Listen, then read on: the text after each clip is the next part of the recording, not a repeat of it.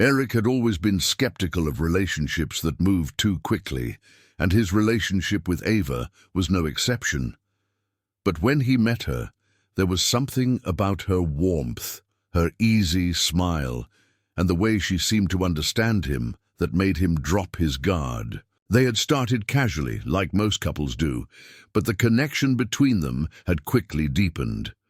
Months passed, and Eric found himself wrapped up in the kind of love he'd only read about, intense, thrilling, and full of promise. It felt perfect, but the cracks had started showing recently, subtle at first. Ava would cancel plans at the last minute or seem distracted during their conversations. She had begun to spend more time on her phone, occasionally giving him a distant look that lingered too long before she turned her attention back to him. He tried to ignore the growing sense of unease, thinking it was just a phase, something she'd work through.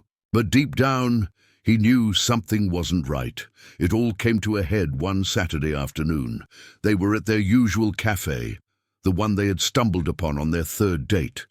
The place had become their little haven, a quiet spot where they could talk for hours about anything and everything, but today something felt off.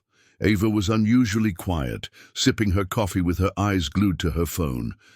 "Is everything okay?" Eric asked, trying to hide the worry in his voice. She didn't look up immediately, her fingers swiping across the screen. A few more seconds passed before she glanced at him, and for a moment the warmth that used to radiate from her eyes seemed absent. "Yeah, of course," she replied, but her voice lacked its usual enthusiasm. "I'm just busy." Eric frowned. He didn't believe her. "Busy with what?" he pressed. She shifted uncomfortably in her seat, placing her phone down on the table with a quiet click. "Nothing important," she said, offering a smile. That didn't reach her eyes. Eric stared at her, confusion and suspicion gnawing at him. "Ava, what's going on? You've been acting weird lately." Her expression faltered, and for the briefest moment, Eric saw something flicker in her eyes. Guilt. Maybe. Or fear. It was gone before he could fully process it. "I'm sorry," she said, taking a deep breath. "There's something I need to tell you. It's about why I started dating you." Eric blinked, caught off guard. "What do you mean?" Ava hesitated, her fingers trembling as she picked up her coffee cup, took a sip, and placed it back down with a soft clink. Her gaze flickered to the side, and for the first time since they'd met, Eric saw her vulnerability. Raw and unshielded. "I didn't start dating you because I wanted to," she said, her voice small but steady. "I didn't fall in love with you the way you think I did." Eric's heart skipped a beat. "What are you talking about?" he whispered, a chill creeping up his spine. Ava swallowed hard, her eyes avoiding his. "It was an experiment. A social experiment." Eric froze, his mind struggling to catch up with what she was saying. "What kind of experiment?" She sighed, her shoulders slumping as she seemed to brace herself for what she was about to reveal. "A project.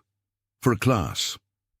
I was studying human relationships, how people act in romantic situations, and I thought I'd try it out. You." Eric felt like the world had shifted under his feet. The room seemed to spin, his breath shallow. He opened his mouth, but no words came out. She looked at him then, her eyes filled with sorrow. "I never meant to hurt you, Eric. I just didn't know how to stop it once I started. I got caught up in it. But I thought I should tell you the truth." Eric's pulse pounded in his ears as he tried to make sense of her words. He had fallen for her. He had opened up to her in ways he never had before, shared parts of himself that were buried deep inside. And she had been studying him, as if he were some sort of case study. "Why?" His voice cracked. "Why me?" Ava shook her head, tears welling up in her eyes. "It wasn't personal. You were just the person I chose. But somewhere along the way, it stopped being just a project. I didn't know how to get out of it." Eric struggled to breathe as the realization hit him like a punch to the gut. So everything we've shared, every kiss, every conversation, none of it was real. His voice broke on the last word.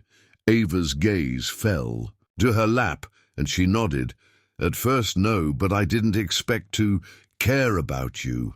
I didn't expect to fall for you. She wiped a tear from her cheek. But I did. I really did. Eric sat back in his chair, the weight of her words pressing down on him. The warmth he had once felt from their connection was gone, replaced by a cold emptiness. How could he have been so blind? How could he have been so stupid? You're telling me that all of this, all of us, was just a test for you? He asked, his voice trembling with the anger he was trying to suppress. I'm sorry, she whispered, her voice breaking. I didn't know how to tell you. I thought maybe I could just stop the experiment, but it was too late. Eric stood up abruptly, his chair scraping across the floor. He couldn't sit there anymore. He couldn't listen to her try to justify this, what they had meant to him, what he had thought they were building. It was all a lie. I can't do this, he muttered, the words barely forming. He turned and walked out of the cafe, ignoring Ava's calls behind him.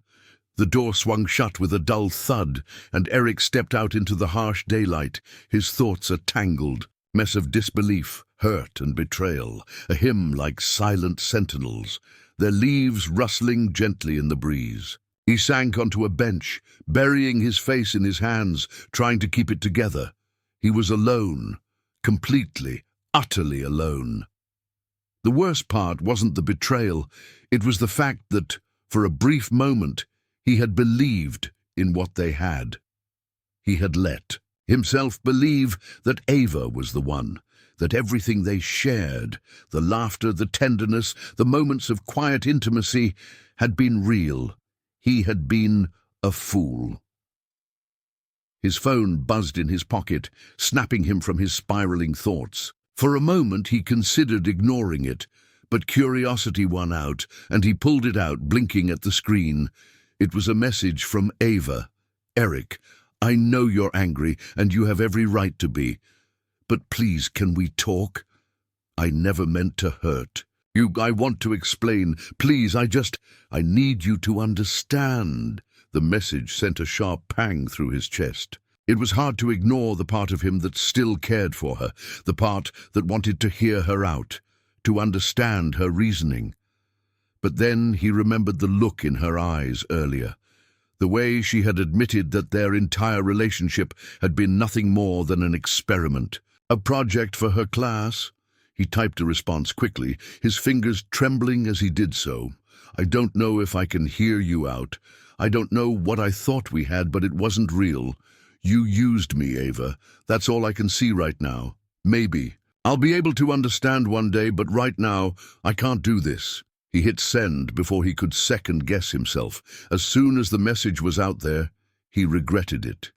He had been harsh, but how else could he respond? She had violated his trust in the worst possible way. Seconds later, his phone buzzed again. Another message from Ava. I understand. I'm sorry. I never meant to hurt you. I just wish I had told you the truth sooner. The words felt hollow, empty. They couldn't undo what had already been done. Eric turned off his phone, shoving it into his pocket. There was no reason to keep checking for messages that weren't going to make anything better. There was nothing left to say, no conversation that would change the reality of what had happened. He couldn't go back, couldn't erase the hurt that had taken root in his chest. As the sky darkened, a thought drifted to the surface of his mind. Why had she done it? Had she truly fallen for him by accident? Or had that been part of the experiment too? What if she had manipulated him into caring about her, knowing that he would fall in love, all while she was planning to pull away when the experiment was over? Eric shook his head, pushing away the thought. It was too painful, too much to even consider right now. The park had grown quieter as the evening wore on, the park benches now almost empty, the soft sounds of nature filling the void.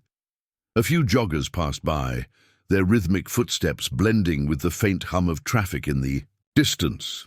The world was still moving on, indifferent to his heartbreak, and that was the hardest thing to face. The world didn't care.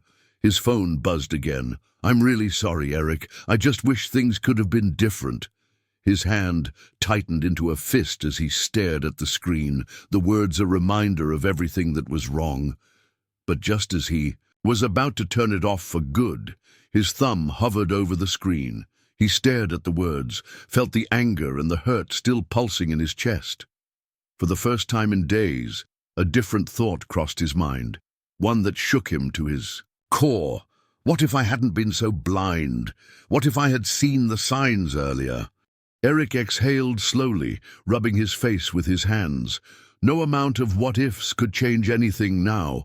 The only thing left to do was to move forward, to take the lessons from this experience, even if they were painful, and use them to rebuild his life piece by piece.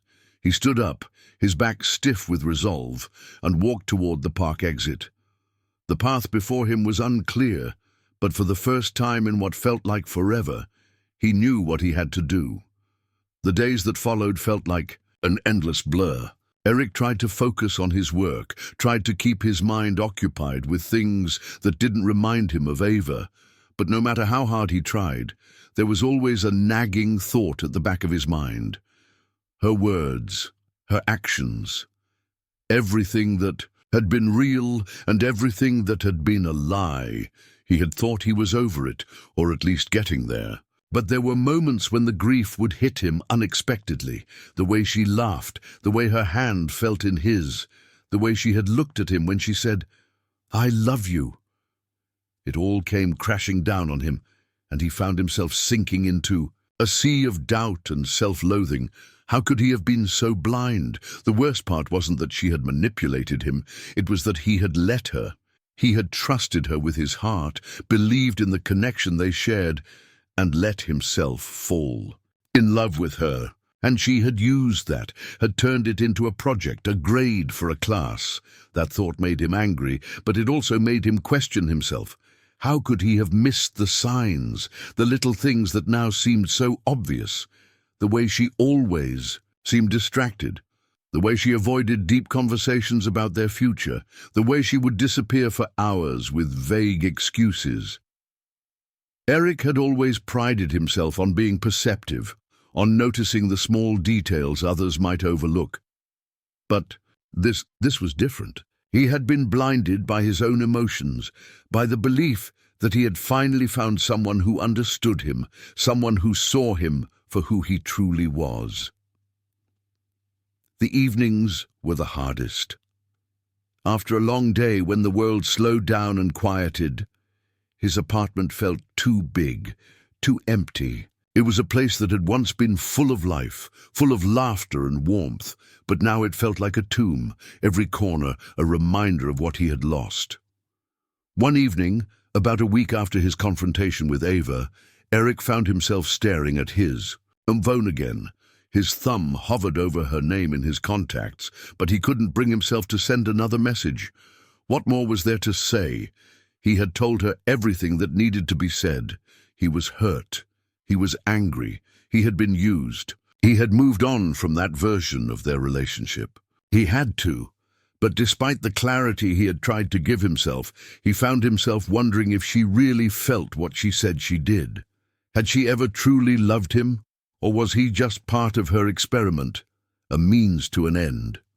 Could someone like her really have a genuine connection with someone else, or was it always just a study for her? A soft knock on the door jolted him out of his thoughts. He frowned, glancing at the clock. It was late, too late for a casual visit. He stood up, his heart racing, and walked cautiously to the door. When he opened it, standing on the other side, was none other than Ava. For a moment, neither of them spoke. Ava looked the same, but there was a different air about her now, one that seemed more fragile than he remembered. Her face was pale, and her eyes were red, as if she had been crying for hours. She held a small bag in her hand, the handle gripping.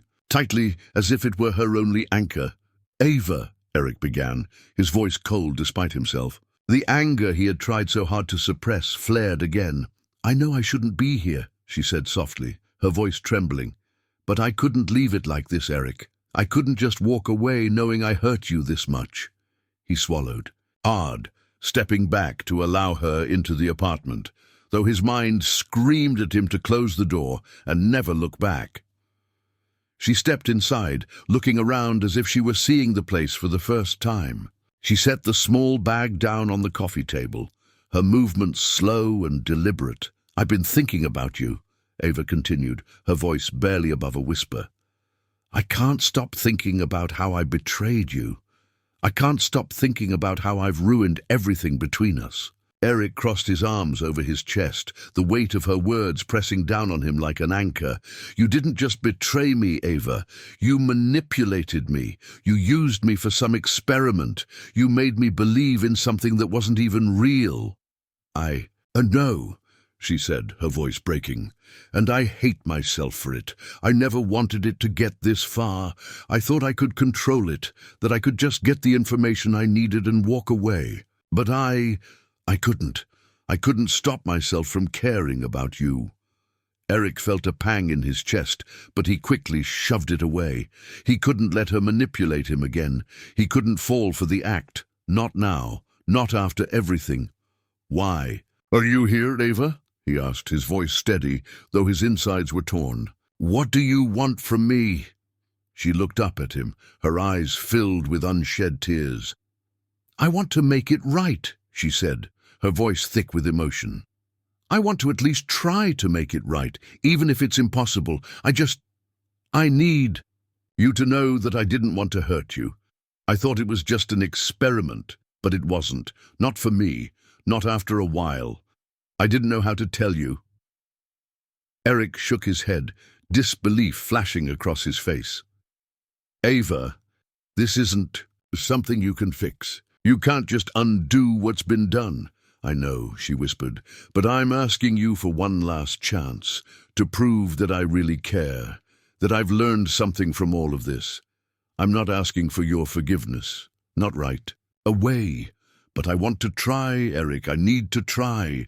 Eric stared at her, his mind racing. He wanted to scream at her, to tell her how much she had hurt him, how deeply she had betrayed his trust. But there was a part of him, the part that still loved her, that just couldn't shut her out completely. He exhaled slowly, his voice barely above a whisper. "I don't know if I can ever forgive you, but I'll listen. I'll hear you out. But you have to know, this can't just be about you feeling better. It has to be about me, too." Ava nodded quickly, her eyes wide with a mix of relief and regret. "I understand. I'll do whatever it takes. I just need a chance to show you how much I've changed." Eric didn't sleep much that night. After Ava left, after hours of hard, tentative conversation, they had reached a quiet, uneasy truce. It wasn't forgiveness. Not yet. But it was a step. A small one, fragile as spun glass, now as sunlight, slipped through the blinds and spilled across the floor. Eric sat at the kitchen table, fingers wrapped around a coffee mug gone cold long ago. His thoughts tangled around each other like vines, memories of their early days, the way she'd smiled at him, laughed at his jokes, and the night he found out the truth. He hated how some part of him still ached for her. When his phone buzzed, he jolted slightly. A text from Ava. "Ava, if you're free today, there's something I want to show you. I know I don't deserve your time, but I hope you'll come." Beneath it was an address and a time, 2 p.m. He stared at the message for a long while before typing back, "Eric, I'll be there." The address led him to the university, a building tucked into the older side of campus, weather-worn and quiet. As he entered, the sterile scent of paper and dust hit him, familiar. A place of study, a place, he realized bitterly, where Ava had begun her project. He followed the hallway until he found the door she'd mentioned. Room 214. Inside, she was waiting. Ava stood near a whiteboard, nervously rearranging papers on a small table. Her expression softened when she saw him. "I didn't bring you here to explain myself again," she said quickly. "I know words don't mean much anymore. I wanted to show you the truth, all of it." Eric remained near the door, arms folded, guarded. "What truth?" She took a breath, then tapped her laptop. The screen lit up with a folder titled Field Study, Emotional Vulnerability and Authentic Connection. Eric flinched at the title. "I kept journals during the study," she said. "Not because I had to, but because I was scared. Scared that I was losing control. Scared that it was becoming real." She opened the first document, dated nearly a year ago. Day 12. "I laughed today. He said something stupid and sarcastic about coffee, and I genuinely laughed. It wasn't part of the script. I'm already slipping." Another entry. Day 38. "I was supposed to observe his emotional response to rejection scenarios. Instead, I held his hand while his grandfather was in the hospital. I wanted to be there, not as a researcher, as someone who cares." Eric's jaw tensed. Day 52. "The study isn't worth it, but I can't stop. If I tell him now, I'll lose him. If I don't, I'll lose myself." She closed the laptop. "I was a coward," Ava whispered. "I should have. I'll come clean. I told myself it would end before it got too real, but it did get real, everything we shared. Maybe it didn't start the way it should have, but nothing I said to you after that was a lie. Not one word." Eric looked at her, his expression unreadable. "You know," he said slowly, "I used to think love was about perfect beginnings, about meeting someone, clicking, and everything just falling into place. But maybe it's more about what happens when things fall apart." She looked up, startled. Hope glimmered faintly in her eyes. "I'm not saying I forgive you," he added. "I'm still angry, I still feel stupid, but I believe you loved me, maybe even still do." "I do," she said without hesitation. A long silence stretched between them. Eric finally stepped closer, his voice quieter. "If I gave you a second chance, what would you do differently?" Ava swallowed hard. "I'd be honest from the beginning, and I'd never use love as a tool again. I'd treat it like what it is, a gift." Eric studied her face, the nervous tremble in her hands. The way she looked at him, not with pride, not with expectation, but with remorse. "Then maybe," he said, "we don't go back. We start over, without experiments, without secrets." Ava's voice cracked. "You mean that?" "I don't know what the future holds," Eric said, "but I know I'd regret not finding out." Epilogue.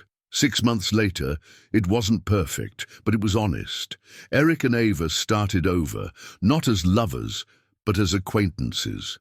Then tentative friends, and slowly, something else. They went to therapy, both together and separately. They talked through the hurt, the betrayal, and the rebuilding of trust. Eric kept journals of his own now, his way of making sense of the tangled emotions he still felt. They still had arguments, still had days when old wounds bled through. But there were also days when they laughed like they used to, when Ava leaned, her head against his shoulder, and he let her. One night, sitting on a park bench watching fireflies dance across the field, Ava turned to him and said, "Do you think we'll make it?" Eric smiled faintly. "If we keep being real? Yeah, I think we might." And for the first time in a long time, he believed it.